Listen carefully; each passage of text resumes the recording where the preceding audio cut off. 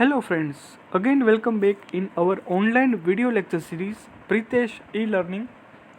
The subject is industrial instrumentation and chapter number 4 is about force and torque measurement. The topic is various type of torque measurement technique. Okay. In previous lecture we have studied about load cell. Load cell is a transducer that is used to create an electrical signal whose magnitude is directly proportional to the force being measured. Okay. The various type of load cell include hydraulic load cell, pneumatic load cell, and most common type is about strain gauge load cell. Okay, તો load cell એટલે શું? તો load cell એક પ્રકારનું transducer છે જે electrical signal create કરે છે અને આ ઇલેક્ટ્રિકલ સિગ્નલ જે છે જે ફોર્સ આપણે મેઝર કરવું હોય એના મેગ્નિટ્યુડના પ્રોપોર્શનલની અંદર હોય છે, બરાબર? કે ઇલેક્ટ્રિકલ સિગ્નલ જે છે એ જે ફોર્સ આપણે મેઝર કરીએ છીએ એના પ્રોપોર્શનલની અંદર આપણને જોવા મળે છે કે જેટલું ફોર્સ આપો એ પ્રકારે ઇલેક્ટ્રિકલ સિગ્નલ જે છે એ ક્રિએટ થાય છે, તો એને આપણે લોડ સેલ કહીએ છીએ, બરાબર છે? હવે આ ટોપિકની અંદર various type of torque measurement technique. Okay, તો એની અંદર ક્વેશ્ચન જે છે જીટીયુની અંદર કઈ ટાઈપનો પૂછાય છે, તો એની અંદર આપણે ક્વેશ્ચનની આપણે વાત કરીએ તો what is torque, state different type of torque measurement technique and explain any one in details. Okay, આ ટાઈપનો કંઈક ક્વેશ્ચન પૂછાય છે, અથવા તો એની અંદર write different method for torque measurement and explain any one in detail. એવી રીતે કંઈક 7 માર્ક્સની અંદર ક્વેશ્ચન પૂછાય છે. મોસ્ટ આઈએમપી ક્વેશ્ચન છે, બરાબર છે? હવે આજના લેક્ચરની અંદર outline of this lecture is definition regarding torque. Next topic is inline rotating torque sensor, inline stationary torque sensor, types of torque range and use regarding torque range કે torque રેન્જનો ઉપયોગ શું છે એના વિશે આજના લેક્ચરની અંદર ડિસ્કશન આપણે કંઈક કરશું. ઓકે, નાવ આપણું લેક્ચર આપણે સ્ટાર્ટ કરીએ. Torque measurement. તો અહીંયા સિમ્પલ કંઈક બે ટાઈપની અંદર ટોર્ક મેઝરમેન્ટની અંદર ટોર્કની ડેફિનેશન અહીંયા આપેલી છે. આપણને ખબર છે કે torque is equal to force into perpendicular distance થશે અહીંયા. હવે torque is also defined as a turning or twisting moment of a force about an axis or you can say that with respect to axis, બરાબર છે? હવે અહીંયા આપણે torque શેનું measurement કરવાનું છે? તો કે જનરલી જે શાફ્ટ હોય, જે મોટરની શાફ્ટ અથવા તો પંપની જે શાફ્ટ હોય, બરાબર છે, તો એની અંદર ટોર્ક કેટલું જનરેટ થાય છે, બરાબર છે? તો એ આપણે અહીંયા આ ચેપ્ટરની અંદર કંઈક મેઝરમેન્ટ કરવાનું છે આપણા ઇન્સ્ટ્રુમેન્ટેશન સબ્જેક્ટની અંદર.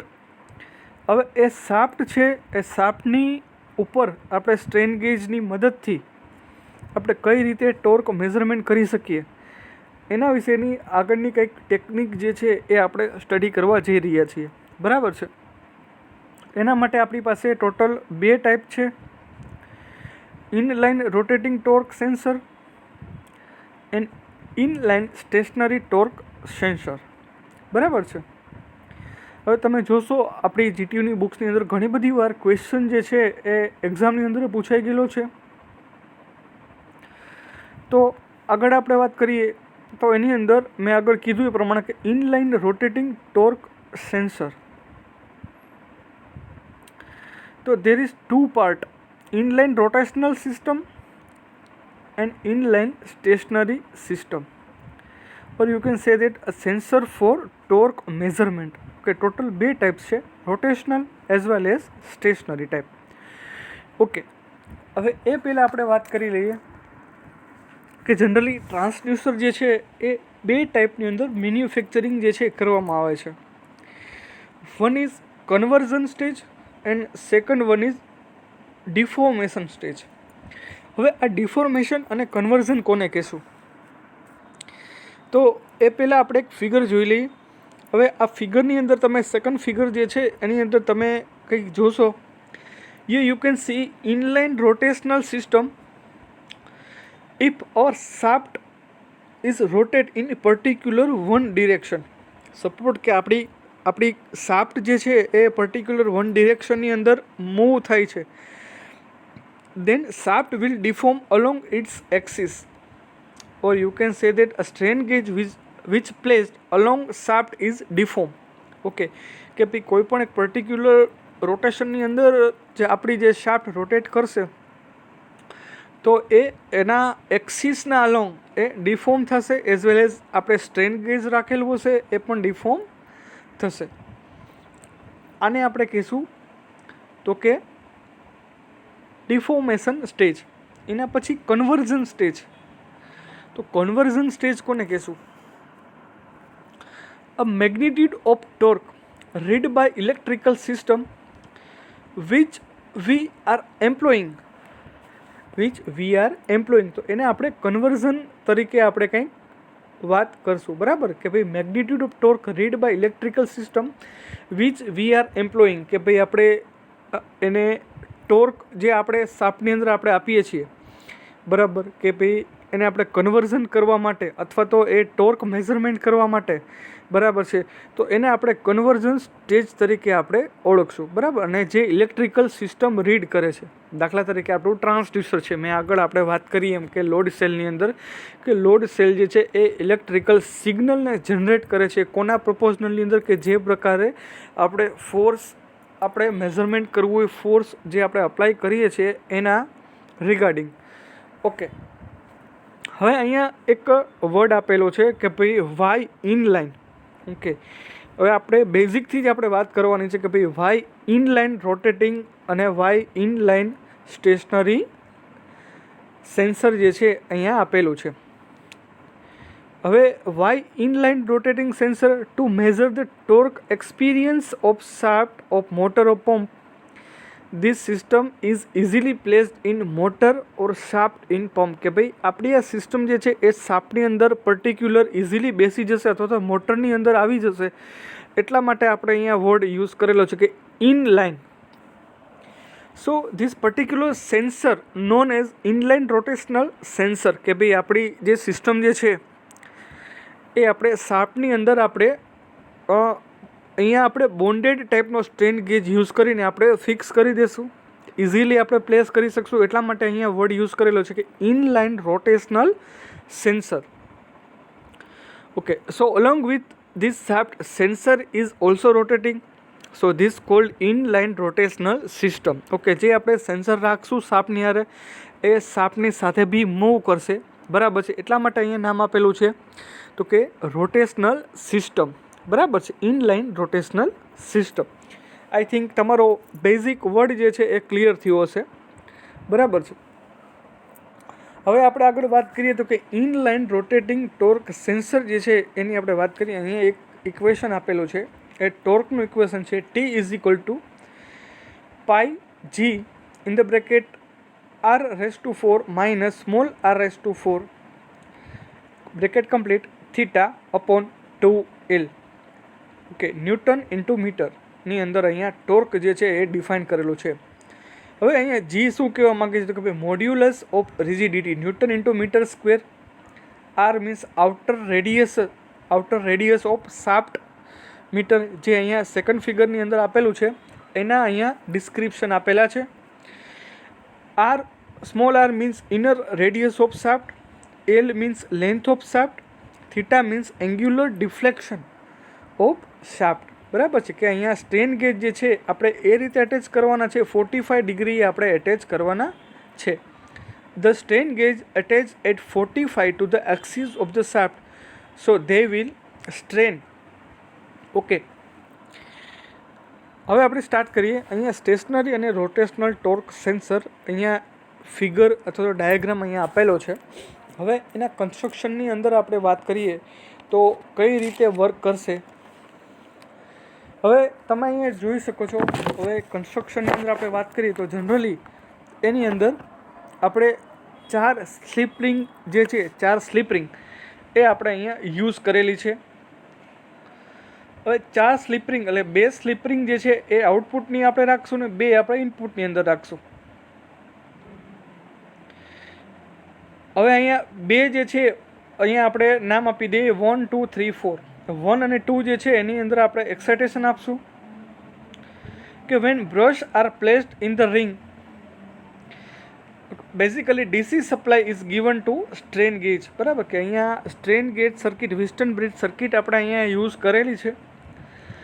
હવે 1 અને 2 નંબરની અંદર આપણે ડિફાઇન કરી લેશું, આપણે એની અંદર એક્સાઇટેશન આપશું.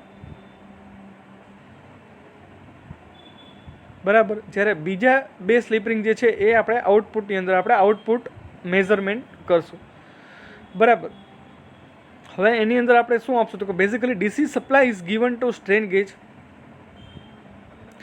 હવે અહીંયા પ્રાઇમરી ટ્રાન્સડ્યુસર જે છે એ આપણે સ્ટ્રેન ગેજ તરીકે લેશું. બરાબર, અને સેકન્ડરી ટ્રાન્સડ્યુસર સિસ્ટમ તરીકે આપણે રોટેશનલ સિસ્ટમ જે છે એને આપણે લેશું. બરાબર, પ્રાઇમરી ટ્રાન્સડ્યુસર તરીકે આપણે સ્ટ્રેન ગેજ, સેકન્ડરી ટ્રાન્સડ્યુસર તરીકે આપણે ઇન રોટેશનલ સિસ્ટમ જે છે એને આપણે કન્સિડર કરશું. હવે અનધર બે સ્લીપ રિંગ રાખેલી છે. We are taking when we place a brush on the slip ring, output will read by galvanometer or voltmeter whatsoever placed in outside. બરાબર, કે આઉટસાઇડની અંદર આપણે ગેલ્વેનોમીટર અથવા તો વોલ્ટમીટર રાખેલું હશે. એ જે અધર 2 સ્લીપ રિંગ રાખેલી છે કે આઉટપુટની અંદર 3 અને 4 નંબરની, એના દ્વારા આપણને આઉટપુટ જે છે એ આપણને કંઈક મળવાપાત્ર થશે. બરાબર, હવે અહીંયા આપણને ખબર છે કે પ્રાઇમરી ટ્રાન્સડ્યુસર જે છે એ સ્ટ્રેન ગેજ છે. તો સ્ટ્રેન ગેજ આપણે સિસ્ટમની અંદર કઈ રીતે આપણે પ્લેસ કરશું અથવા તો આપણા શાફ્ટ મિકેનિઝમની અંદર કઈ રીતે પ્લેસ કરશું એના વિશે આપણે આગળ ડિસ્કશન કરીએ. It actual placed at 45 degree. મેં તમને આગળ કીધું એ પ્રમાણે કે આપણે સ્ટ્રેન ગેજને આપણે 45 એંગલે એ રીતે આપણે એના એક્સિસના રોટેશનમાં રહે એ રીતે આપણે એડજસ્ટમેન્ટ કરશું. બરાબર, it actual placed at 45 degree with respect to axis of rotation. Okay, જે સેકન્ડ ફિગરની અંદર તમને ઇઝીલી જોવા મળે છે. Now in the setup 4 active gauge is placed, or you can say that 4 arm in Wheatstone bridge. બરાબર, total 4 arm અહીંયા રાખેલા છે, 4 એક્ટિવ ગેજ રાખેલા છે, R2 R4. Here R2 and R4 experience a tensile force and R1 and R3 act as a compressive force. Okay, so this is the way the system is work. બરાબર છે. અહીંયા again આપણે ફરીવાર વાત કરીએ કે આ સિસ્ટમની અંદર 4 એક્ટિવ ગેજ રાખેલા છે. સપોઝ કે આપણી સિસ્ટમ વેસ્ટર્ન બ્રિજ સાથે આપણે કનેક્ટ કરેલી છે.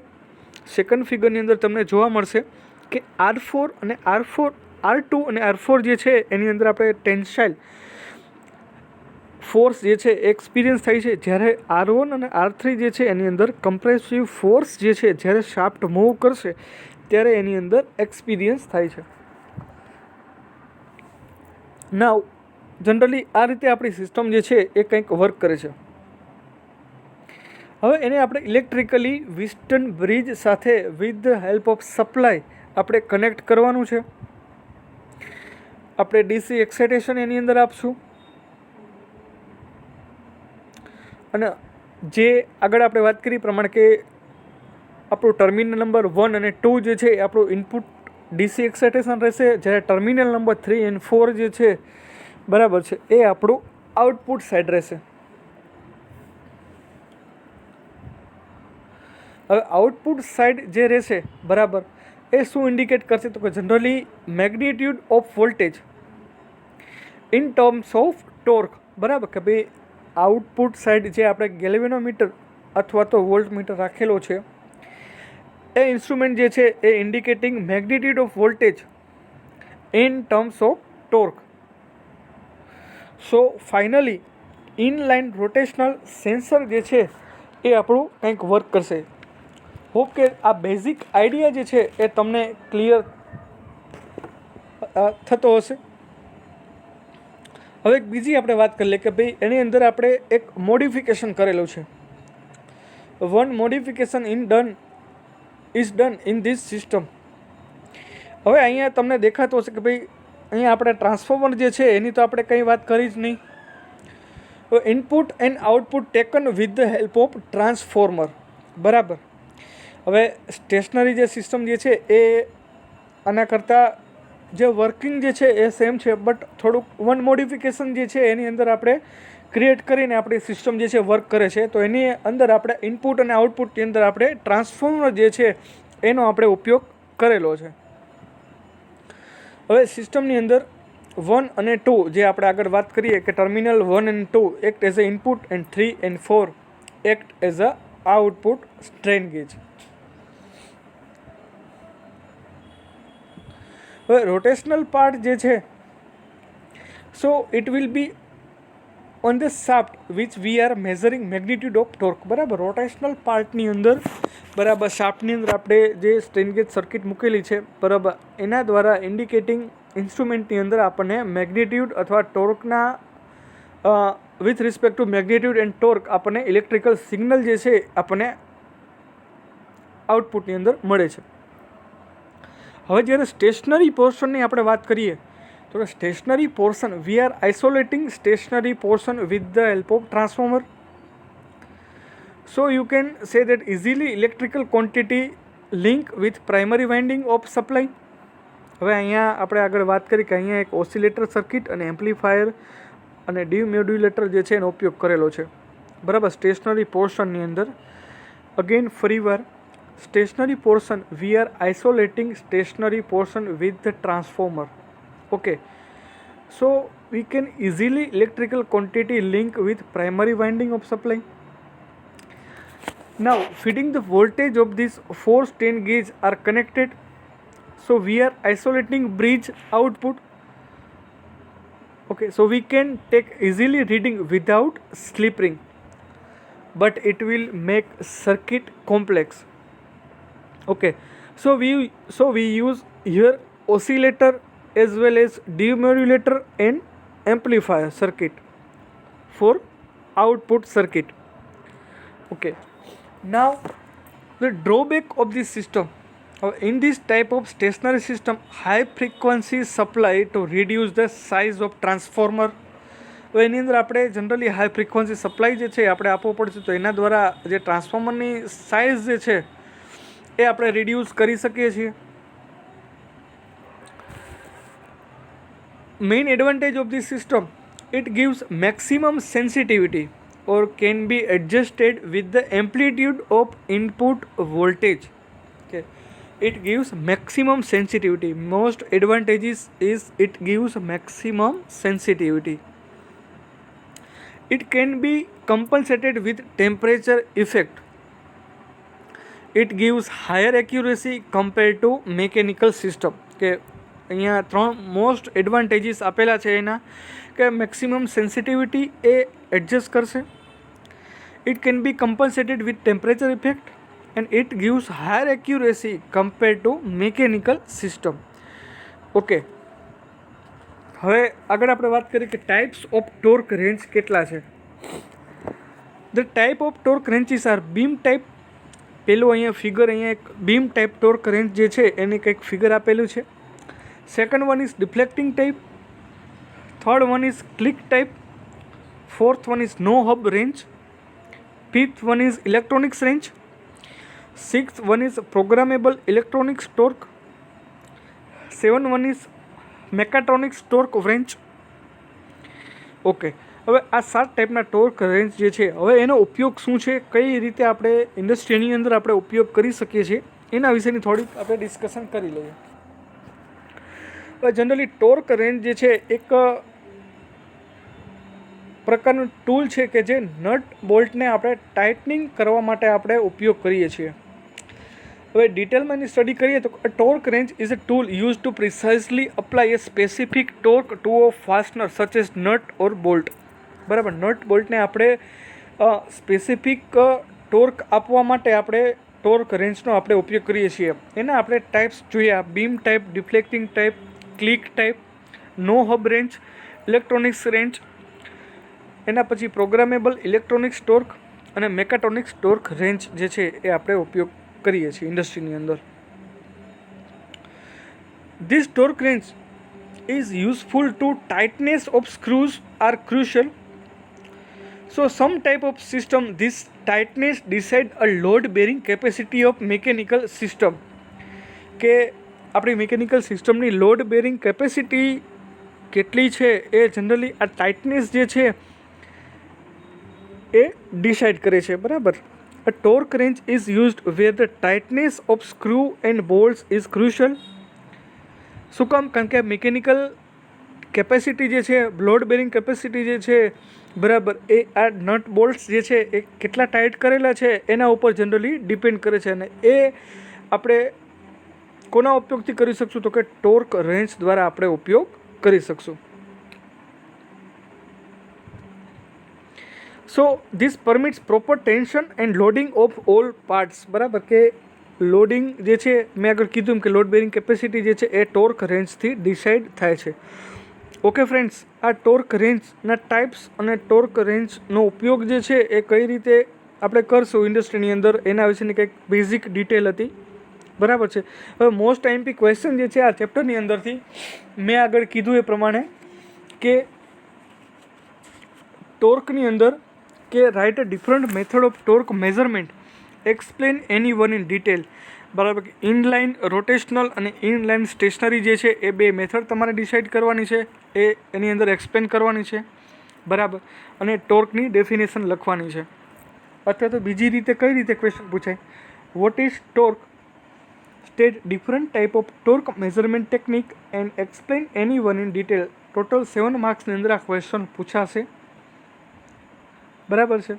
તો હોપ કે તમને આઈડિયા આવ્યો હશે આની અંદર. Okay friends, thank you.